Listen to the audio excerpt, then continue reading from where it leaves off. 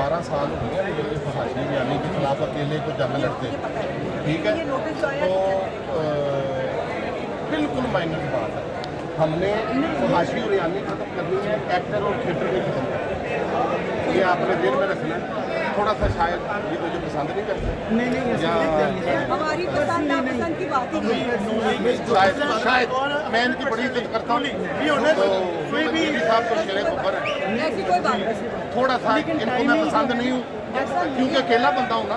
भाई मैं खुद देखती हूँ, किसी की पसंद नापसंद वाली बात ही नहीं पूरे है। पाकिस्तान में मैं वाहद आदमी हूँ जो खुद लिखता है कि आके मेरा ड्रामा देखो। इसको जो है ना ऑर्गेनाइज करें, ये जो हुल्लड़बाजी करें इनको निकाल के बाहर मारें, जो भी है ना निकाल के बाहर फेंकें।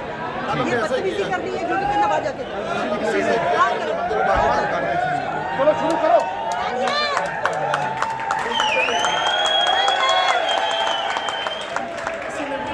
मैं इनका जवाब दूंगा, थोड़ा सा मोहब्बत से इनको कह दें कि एक बंदा जो फैमिली की जंग लड़ रहा है ना, ठीक से करें तो बड़ी मोहब्बत है। अगर ठीक से नहीं होगा तो आप कहाँ से आई हैं?